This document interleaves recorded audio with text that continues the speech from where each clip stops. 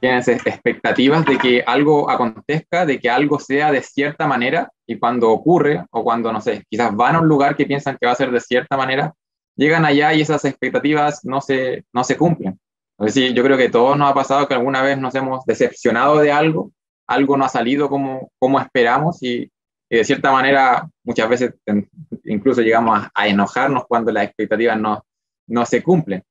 Quería contarles una pequeña anécdota que me pasó o hace un tiempo atrás, cuando viajé al sur con la Nati. Me acuerdo que estábamos en el campo con mis papás, y allá en el campo, es una zona súper rural, se hace una fiesta que es la fiesta del limón, que es una fiesta costumbrista, típica fiesta costumbrista de un pueblo pequeño, la fiesta del limón. Nosotros fuimos a la fiesta del limón, era una fiesta más o menos folclórica, había música, había comida, stand de comida, había música folclórica, habían juegos, había harta gente, había harto ruido y harto movimiento en el lugar. Pero ¿saben qué? No había ningún limón. No había ni un solo limón en la fiesta de limón. Y la verdad que cuando estuvimos ahí, recorrimos dando vueltas, buscando limón, pay de limón, algo con limón, no había nada relacionado con los limones. Y nos fuimos súper decepcionados a pesar de que estuvimos ahí, pero no había ni un limón en esa fiesta. Esa decepción quizás no es tan grave, pero podemos llevarlo quizás a otro plano, o a algo más serio, más allá de limones quizás. ¿Qué pasaría, por ejemplo, si es que tuvieras una emergencia y tuvieras que ir corriendo a una farmacia, y llegas y cuando entras a la farmacia, en vez de medicamentos, tienes solamente mercadería para la casa? Yo creo que esa frustración sería mucho mayor. O quizás llevándolo a otro nivel, si es que entraras a un hospital de urgencia a pedir ayuda y no te encuentras con ningún médico y ninguna enfermera. Yo creo que ahí sí la frustración, quizás un tipo de enojo sería mucho mayor. Bueno, la fiesta del limón debió haber tenido limones. Las farmacias se crearon para tener medicamentos. El propósito de los hospitales es tener a profesionales que puedan ser capaces de atenderte, ¿verdad? Tu salud física. Hoy día quiero traerles quizás a la memoria que existe una institución creada por Dios aquí en la tierra que tiene un propósito dado por el mismo Dios. Esa es la iglesia. La iglesia tiene un propósito y debe cumplir la misión o el propósito que le dio Dios, ¿verdad? Y no solo es una institución como algo, como un edificio o algo así, sino que cada uno de nosotros somos parte de la iglesia como miembros del cuerpo de Cristo y tenemos el mismo propósito que tiene la iglesia. Y ese propósito lo podríamos quizás generalizar como adorar a Dios. La iglesia debe adorar a Dios. Cada creyente, parte de la iglesia, debe adorar a Dios. Ahora, si vas a una fiesta del limón y no tiene limones, no pasa nada grave, pero ahora si Dios te creó y te salvó para adorarle y la iglesia no está adorándole, si los creyentes no le están adorando, creo que es mucho más grave. ¿Por qué? Porque Dios es Dios y Él demanda adoración, hermanos. Dios demanda adoración. Y si vamos a la Biblia, podemos ir al Antiguo Testamento y ver que Dios eligió una nación para que la adorara, ¿verdad? Y podemos ver vez tras vez cómo esta nación falló en esa misión. De hecho, Dios detalló la manera en que este pueblo debía adorarle, de manera muy específica. Y este pueblo vez tras vez falló en esa misión. ¿Y por qué les recuerdo del Antiguo Testamento? Porque el texto que vamos a ver hoy está muy ligado a eso.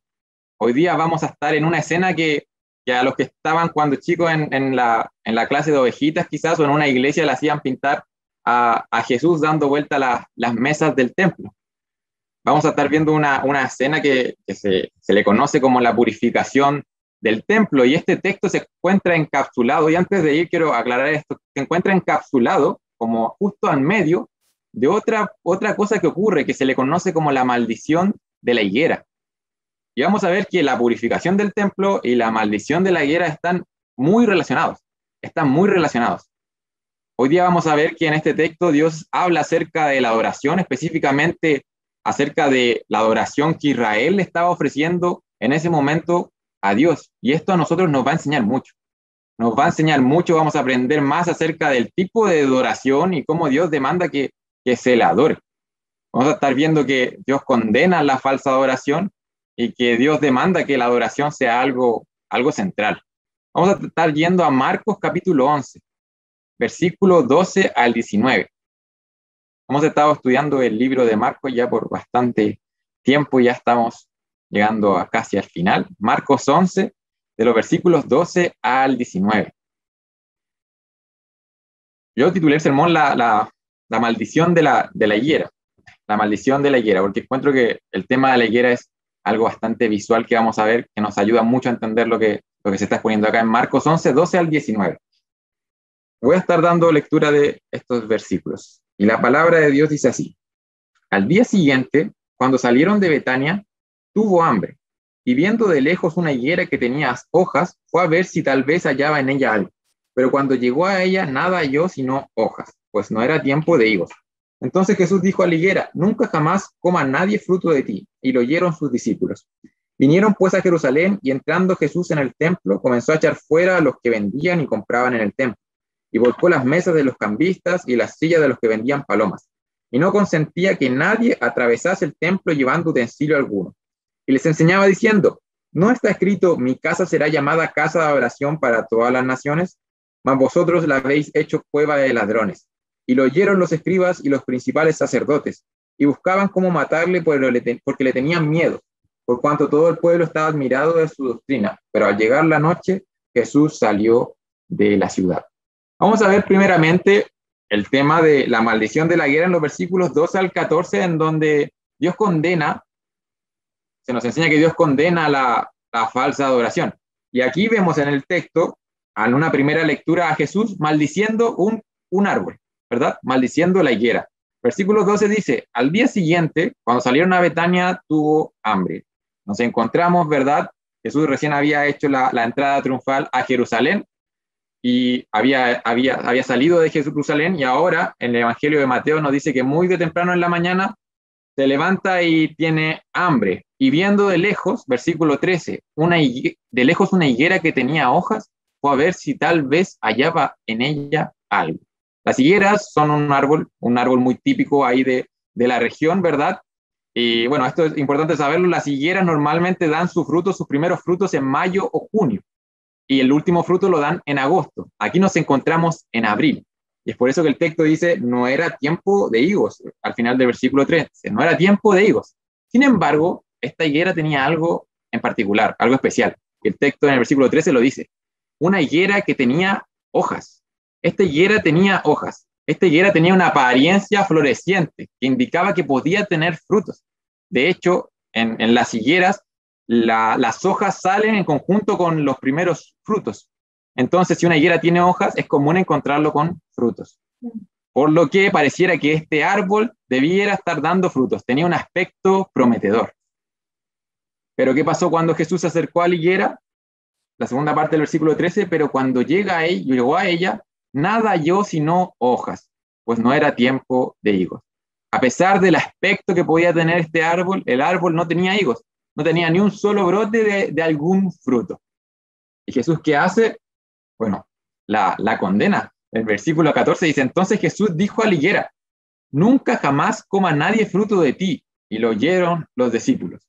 Jesús condena a la higuera por no dar frutos, y la condena de hecho a no dar frutos. Y si es que nos pegamos, quizás hacemos un salto hasta después de la purificación del templo, se dice que ya, y pasando por la mañana, el versículo 20, vieron que la higuera se había secado desde las raíces.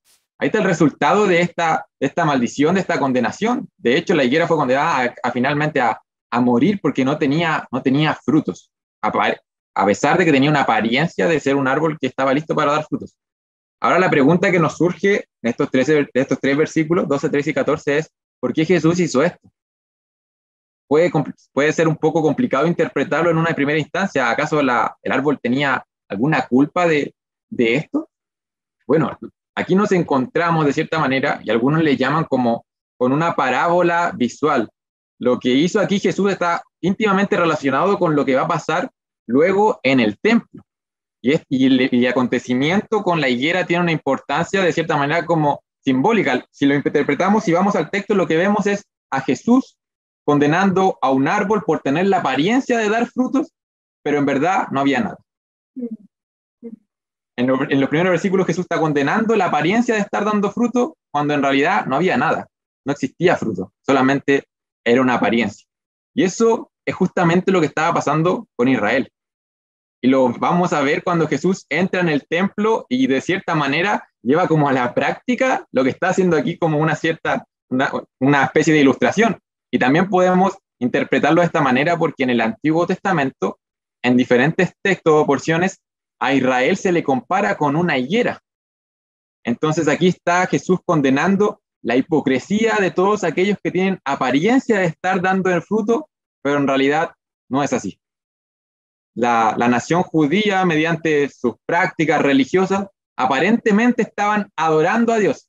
Sin embargo, esa adoración no tenía frutos. Podríamos decir que era una adoración hueca o una adoración vacía. Tenían toda una estructura religiosa, pero estaba vacía por dentro, estaba muerta. No importaba cuán bonita y cuán frondosa podía ser, no tenía ni un solo fruto. Y cuando un árbol no da fruto, algo anda mal. Muchos árboles demoran años en dar frutos, pero en algún momento tienen que dar frutos. Si un árbol no da fruto, algo anda mal. Algo andaba mal con la adoración que se estaba presentando a Dios. No era lo que él pedía y es por eso que era condenable para él. ¿Por qué? Porque Dios condena esa falsa adoración que no lleva frutos. Y Jesús no lo hace simplemente aquí con lo que hizo aquí con la higuera. De hecho, durante todo su ministerio, su enseñanza también apuntó hacia ese lugar. Quiero leerles Mateo 15, 7 al 9, en donde Jesús le habla al líder religioso, dice: hipócritas, bien profetizó de vosotros Isaías cuando dijo: este pueblo de labios me honra, mas su corazón está lejos de mí. Este pueblo de labios me honra, mas su corazón está lejos de mí. Jesús está condenando aquí de manera simbólica al pueblo a través de esta higuera, que en apariencia se podía ver muy frondosa, pero en verdad era una adoración de los labios para afuera, y sus corazones estaban lejos de Dios. Y Dios condena esto. Dios condena esto, Dios nos agrada de esto. Y de hecho, esta condenación o esta maldición de la higuera y luego la purificación del templo es simplemente un anticipo del juicio de Dios sobre la nación. Porque si vemos la historia, 40 años después, el mismo templo que aparece aquí va a terminar siendo destruido por el ejército romano. Dios permitió eso. ¿Por qué? Porque Dios condena la falsa adoración. Y de hecho Dios nos demanda una adoración sincera. En este episodio, podemos decir que la higuera apunta quizás a los dirigentes judíos, a toda la nación judía, pero también hoy nos enseña a nosotros y debiera moldear la manera en que nos estamos acercando a Dios. Este episodio nos enseña que sí, Dios se muestra misericordia, Dios se deleita en mostrar misericordia y lo hemos visto página a página, ¿verdad? Pero también podemos ver a un Dios que, si es que el hombre no se arrepiente, va a ser, y no es quebrantado, un día no habrá ninguna medicina. ¿Por qué? Porque Dios demanda adoración y aquellos que no lo hagan en algún momento serán condenados. Eso nos muestra este pasaje, un Dios justo. Y podemos ampliarlo quizás en que finalmente ese es el gran problema de la humanidad, que no adora a Dios o lo adora de una manera que Él no ha dicho. Ese es el gran problema de la humanidad. Y para nosotros hoy podemos aprender que Dios demanda un tipo de adoración específica, una adoración. Un día una mujer le preguntó a Jesús la manera en que se debía adorar. Y Jesús fue muy claro en la respuesta. Él le dice: los que la adoran en espíritu y en verdad es necesario que adoren. Ese es el tipo de adoradores que busca Dios. Los adoradores que adoren en espíritu y en verdad. Que presenten una adoración basada en la verdad, en lo que ha dicho Dios, pero que también sea una adoración que nazca desde el interior, no solamente desde los labios o de los actos, no solamente desde una apariencia. Nosotros, hermanos, yo sé que cada uno de ustedes detesta la hipocresía. Saber que alguien piensa o hace otra cosa y viene hacia ti y después se voltea el chaleco, la chaqueta y dice y hace otra cosa, ¿verdad? Detestamos la hipocresía, saber que alguien en verdad no piensa o no hace lo que te está comunicando. Bueno, ahora pensemos en Dios, que conoce hasta lo más íntimo de nuestros corazones. Y la pregunta para nosotros es: ¿cómo está luciendo nuestra adoración? ¿Cómo está luciendo tu adoración? Tu adoración quizás externamente luce bien, tiene una excelente apariencia, pero la pregunta fundamental quizás es: ¿qué está sucediendo en tu corazón, en tu interior? Puedes estar haciendo la mejor cosa del mundo y en el lugar que debes estar, pero tener el corazón muy lejos, hermano. Puedes estar haciendo la mejor cosa del mundo, pero tener el corazón en un lugar completamente equivocado. Y es por eso que una buena pregunta es, ¿qué está pasando ahí? Más allá de esas hojas que podamos ver, ¿qué está pasando ahí en nuestros corazones? La manera en que estamos adorando a nuestro Dios es un tema serio. Y yo veo la seriedad aquí y la vamos a seguir viendo en lo que va a pasar a continuación. Es un tema serio para Dios, ya que Él nos salvó finalmente a nosotros para adorarle. Y es por eso que la adoración debe tener un lugar central en nuestra vida. Hemos visto que Dios condena la falsa adoración y ahora vamos a ver que Dios demanda que la adoración sea lo central. Y vamos a seguir con el texto. Vamos a seguir con el texto. Versículo 15. Dice, vinieron pues a Jerusalén y entrando Jesús en el templo, comenzó a echar fuera a los que vendían y compraban en el templo y volcó las mesas de los cambistas y las sillas de los que vendían palomas. Y 16, y no consentía que nadie atravesase el templo llevando utensilio alguno.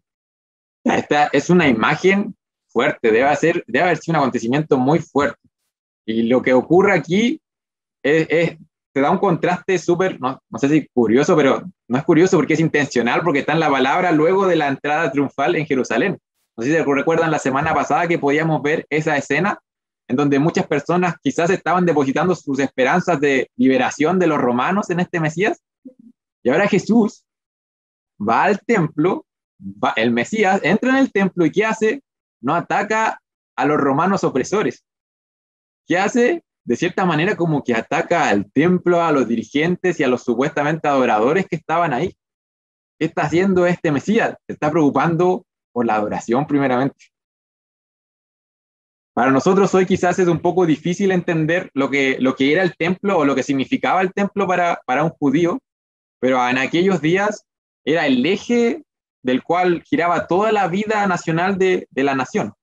De cierta manera, este edificio simbolizaba la presencia de Dios en medio de ellos. Y bueno, también sabemos que por los sacrificios que se llevaban a cabo en él, este templo era un recordatorio constante, tanto para los judíos como para toda la humanidad, era un recordatorio constante que nadie puede acercarse a Dios a menos que alguien pague por nosotros el precio por nuestros pecados. Era un recordatorio constante de eso. Jesús entra a este templo, a este lugar muy importante para estas personas, ¿y qué hace? Versículo 15, comenzó a echar fuera a los que vendían y compraban en el templo. Lamentablemente, el templo se había convertido en un lugar, de cierta manera, de comercio y no estaba cumpliendo la labor o el objetivo o el propósito por el cual Dios lo había instaurado.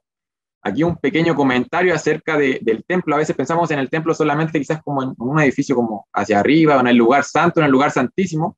Pero aquí cuando se refiere al templo se refiere a todo el terreno, que tenía varios patios o varios atrios, ¿verdad? Y aquí Jesús está en el terreno, en el patio más exterior, que era el patio de los gentiles, ¿verdad? Los gentiles podían venir a adorar ahí. Y en este patio exterior se había transformado en un patio comercial. En vez de ser un lugar de adoración de los gentiles, se había convertido en un patio comercial. Y es por eso que Jesús echa fuera a los que vendían y compraban en el templo. ¿Y qué más hace? Vuelca las mesas de los cambistas. Además de ser un lugar simplemente comercial, también se utilizaba de cierta manera, había personas que eran como una casa de cambio, había personas que venían de muy lejos del Imperio Romano que ocupaban otras monedas, entonces venían a cambiar su dinero para ocupar la moneda que se utilizaba en el templo. Pero se dice que estos mismos cambistas, que de cierta manera tenían el monopolio y que estaban controlados por el mismo sumo sacerdote, cobraban tarifas excesivas por sus servicios. Estaban aprovechando, y es por eso que vuelca las mesas de los cambistas. Y no solamente de los cambistas, sino que dice que vuelca las sillas de los que vendían palomas. En ese mismo lugar también algunas personas que venían de muy lejos no traían sus animales. Entonces se vendían palomas, corderos y diferentes cosas para los sacrificios y para las ofrendas de acción de gracia. El tema es que también se dice que se estaba cobrando casi el triple del precio en estos puestos de venta. Se estaba aprovechando de las personas. Y aquí vuelca la silla de los vendedores de palomas. Nosotros si vamos al Antiguo Testamento podemos ver que las palomas eran la ofrenda para los pobres, para los leprosos. Se estaban aprovechando de las personas. ¿Y qué más hace Jesús? No consentía, versículo 16, que nadie atravesase el templo llevando utensilio alguno. Este patio exterior de los gentiles se estaba usando como un atajo. Y no solamente por la gente que vendía cosas para ir al templo, sino como un atajo para comerciar cosas hacia la ciudad. El propósito de este lugar estaba completamente distorsionado. El templo se había convertido en un lugar comercial, en un lugar de abuso. Jesús con sus acciones entonces intenta, ¿qué hacer? Restaurar de manera parcial la función por la cual Dios lo había instituido. ¿Por qué? Porque lo que estaba sucediendo ahí era una blasfemia delante de los ojos de Dios. Y es por eso que se explica la reacción de Jesús aquí. Dios detesta o les desagrada a quienes pervierten la adoración.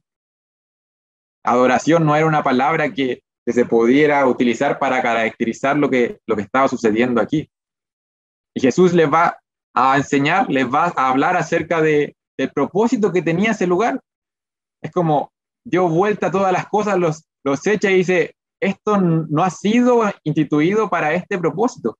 Versículo 17, no está escrito, mi casa será llamada casa de oración para todas las naciones, mas vosotros habéis hecho cueva de ladrones. El propósito del templo era ser el lugar donde Dios se encontraba con su pueblo, era ser un santuario de cierta manera de devoción, de oración, de meditación, todo esto en relación a los sacrificios. Jesús aquí cita dos porciones de la escritura. La primera es del libro de Isaías. Le voy a leer el texto, dice, yo los llevaré a mi santo monte, esto es Isaías, y los recrearé en mi casa de oración. Sus holocaustos y sus sacrificios serán aceptos sobre mi altar, porque mi casa será llamada casa de oración para todos los pueblos.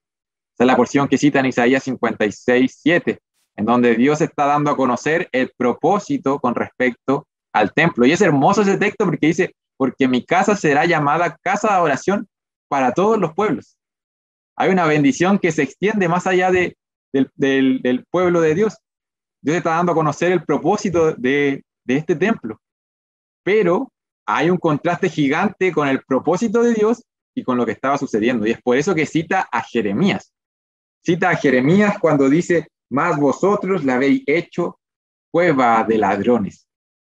Eso es lo que estaba sucediendo con el templo. Y quiero leerles una porción un poco más extensa de esa misma porción de Jeremías, en Jeremías 7, porque me llamó la atención que algunas traducciones le ponen como título en Jeremías la verdadera adoración. La verdadera adoración. Y la porción dice así, Jeremías 7 del 8 al 11 dice, ustedes confían en palabras engañosas que no aprovechan. Eso estaba sucediendo en los tiempos de Jeremías. Robarán, matarán, cometerán adulterio, jurarán falsamente, ofrecerán sacrificio a Baal y andarán en pos de otros ídolos que no habían conocido, una vida completamente apartada de Dios. Y mira lo que dice después. Y vendrán luego y se pondrán delante de mí en esta casa que es llamada por mi nombre y dirán, ya estamos salvos, para después seguir haciendo todas esas abominaciones. Y aquí viene la cita. ¿Se ha convertido esta casa que es llamada por mi nombre en cueva de ladrones delante de sus ojos? Yo mismo lo he visto, declara el Señor. Ese es el texto que está citando de Jeremías, nuestro Señor Jesucristo acá. Dios estaba indignado, ¿verdad? Está declarando que si su pueblo quiere que Dios habite entre ellos, debe abandonar esa hipocresía y ese autoengaño. El pueblo en los tiempos de Jeremías estaba muy confiados porque el templo estaba en sus tierras. Pero eso no implicaba de por sí una bendición de parte de Dios. Y aquí le llama que habían convertido el templo en cueva de ladrones. Los ladrones con frecuencia se escondían en cuevas, ¿para qué? Para salir a robar y a saquear. Y es esto lo que Jesús le está diciendo acá a estas personas, que en vez de ser el lugar apartado para enseñar, orar y adorar, era un lugar casi lo más bajo, un lugar que estaba dominado ¿por qué? Por ladrones. Ese es el contraste que está haciendo Jesús acá en el versículo 19, entre lo que Dios quería para su templo y en lo que realmente se había convertido. Al oír esto, las autoridades religiosas que hicieron, bueno, versículo 18, y lo oyeron los escribas y los principales sacerdotes y buscaban cómo matarle, porque le tenían miedo, por cuanto todo el pueblo estaba admirado de su doctrina. Obviamente, al ver la autoridad con la que Jesús echó a estas personas y comenzó a enseñar ahí en el mismo templo, ¿qué querían hacer estas personas? Querían matarle porque le estaban robando la completa autoridad a ellos, los estaban dejando mal con su pueblo, los estaban dejando mal con las autoridades romanas, pero sin embargo le tenían miedo. ¿Por qué? Porque hasta ese momento el pueblo estaba admirado de esta doctrina que Jesús estaba enseñando, hermanos. La maldición de la higuera y esta purificación del templo que aparece aquí manifiesta de cierta manera el desagrado de Dios con qué, con este lugar, con las personas, con el pueblo y la forma en que estaban llevando la adoración a Dios. De cierta manera, ellos habían desplazado por completo lo que realmente Dios quería para ese lugar y para ellos. Y habían puesto otras cosas en el lugar central. Hermanos, Dios demanda que la adoración sea lo central. Más allá de quizás todo el movimiento que podía haber en ese templo, todo el ruido que podía haber, todo el ruido de los animales, todo el ruido de los comerciantes gritando, todo el ruido de los clientes regateando, no había alabanza, no habían oraciones. Como iglesia, mis hermanos, debemos buscar que la adoración sea lo central, más allá de cualquier cosa que podamos hacer. Y digo como iglesia porque los hijos de Dios somos parte del cuerpo de Cristo. Y ustedes, si son hijos de Dios, son parte de la iglesia. Y es por eso que como iglesia debemos buscar que la adoración sea lo central. De hecho, los cultos de los domingos le llamamos normalmente cultos de adoración, porque adoramos a Dios al cantar, al orar, al predicar su palabra. No queremos entretener a los hermanos, queremos adorar como congregación, como corporación, corporativamente, como familia. Y ahora cada uno como individuo aplica lo mismo. Como creyente, la adoración debe ser central. Debe ser central en tu vida. Me encanta como Pablo escribe a los romanos en Romanos 12, versículo 1, y les dice: por tanto, hermanos, les ruego por las misericordias de Dios que presenten sus cuerpos como sacrificio vivo y santo, aceptable a Dios, que es el culto racional de ustedes. Esa es una traducción diferente. Que es el culto racional de ustedes. Pablo de cierta manera está diciendo que nuestras vidas son un sacrificio vivo y agradable a Dios, aceptable a Dios. Es una constante adoración hacia nuestro Dios. Es algo central en nuestra vida. Ahora la pregunta ¿es la adoración eso en nuestra vida? Ya hemos visto que Dios demanda adoración y demanda un tipo de adoración y condena esa adoración que es simplemente una apariencia. ¿Es la adoración central en nuestra vida? De hecho, Jesús murió en una cruz para que tú y yo hoy podamos adorarle. Y si no me crees, puedes ir a Efesios capítulo 1 y te darás cuenta que todo lo que ha hecho Dios lo ha hecho para la alabanza de su gloria. ¿Qué tipo de adoración le estoy dando? ¿Qué lugar ocupa la adoración en mi vida? Más allá de todas esas hojas verdes que podamos mostrar en una reunión por Zoom un sábado o un domingo. ¿Qué lugar ocupa la adoración en lo privado? Cuando nadie me está viendo. ¿Dónde está mi corazón, hermanos? ¿Dónde está tu corazón? Podemos ver, hermanos, que Dios condena la falsa adoración y Dios demanda adoración. Y de hecho demanda que la adoración sea central. Los animo a examinar nuestros corazones, a examinar nuestras motivaciones, a examinar la manera en que cada acto de nuestra vida está llevando gloria a nuestro Dios. A que si Dios nos creó y nos salvó con un propósito, ese propósito se esté cumpliendo en nuestras vidas, que es adorarle, que es alabarle con todo nuestro ser, hermanos. Los invito a estar orando a nuestro Dios. Amado Padre Celestial, gracias te damos, Señor, porque tú eres muy bueno para con nosotros. Agradecemos, Padre, Señor, porque reconocemos que por las cosas que hagamos, Señor, tú no nos aceptas, sino que tú nos aceptas por lo que Jesucristo ya hizo, Señor, en ese glorioso Calvario. Agradecemos, Señor, porque aquella ofrenda perfecta ya fue entregada una vez, Señor, y para siempre. Y hoy día, primeramente, descansamos en eso. Descansamos, Señor, en que somos salvos por gracia, simplemente por la fe en nuestro Señor Jesucristo, Padre, pero tú nos has salvado con un propósito y es adorarte. Hoy día tenemos la maravillosa bendición de poder conocerte, de poder amarte, de poder servirte, Señor, de poder vivir una vida en adoración hacia ti, Padre. Padre, sé tú ayudándonos, Señor, a primeramente entender esto, Señor, a que nuestra vida realmente sea un culto racional, que sea movido por cosas que hemos entendido, que tú nos has iluminado el entendimiento, Señor, y que han movido nuestros corazones y nuestra manera de vivir, Padre. Ayúdanos, Señor, a entender que realmente si tú eres Dios, tú eres el único digno de alabanza y de adoración, y tú demandas esa adoración de tus hijos, Padre, porque tú la mereces, Padre. Sea ayudándonos, Señor, a vivir ese tipo de vida, Señor, una vida que es un olor agradable, Señor, fragante delante de ti, Señor, una vida, Señor, que busca, Señor, cumplir ese propósito, Padre. Sabemos que no somos perfectos, Señor, pero sabemos también, Señor, que podemos, Señor, ir en arrepentimiento, Señor, reconociendo, Señor, que te fallamos a diario, Señor, y confiando en que tú sigues trabajando en nuestras vidas. Padre, ayúdanos, Señor, también a presentarte una oración, Señor, que lleve frutos, que no solamente sea una apariencia, Señor, sino que sea movida desde nuestro interior, Señor, un corazón, Señor, que venga contrito y humillado delante de ti, Señor, y que de ese corazón, de manera natural, Señor, se comiencen a ver frutos en la vida de cada uno de mis hermanos, Señor, y en mi vida, Padre. Tenemos mucho que aprender, mucho que crecer aún, Señor, y dependemos completamente de ti, Padre.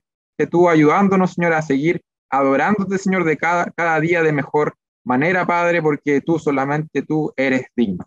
Te agradecemos por este tiempo, Señor, tú seas haciendo la obra en nuestros corazones. Te rogamos esto en el nombre de tu Hijo amado, Jesucristo, nuestro Salvador.